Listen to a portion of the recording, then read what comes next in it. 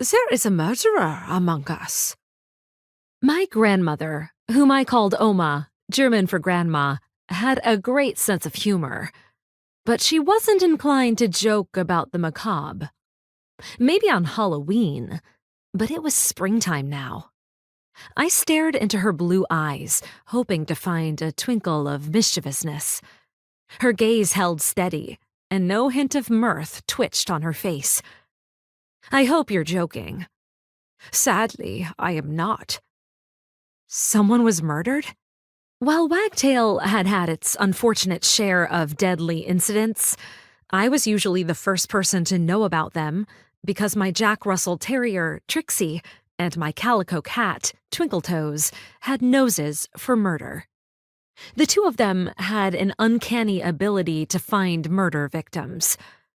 I looked down at Trixie, who was doing her best to annoy Oma's golden retriever, Gingersnap.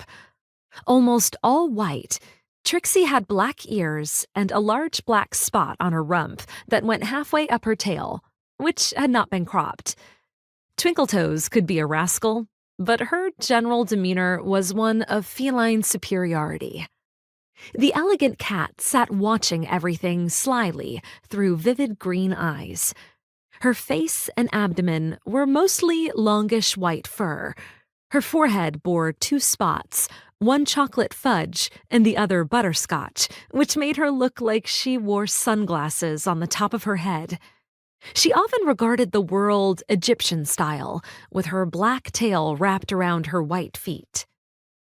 No one has been murdered by this man recently, said Oma. Not here, anyway. A man called Cooper Adams was convicted of murder. He has just been released from prison and decided to make Wagtail his home. Apparently, he is required to inform the police, so we know that this Cooper now lives among us. His name rings a bell for me, but I don't know why.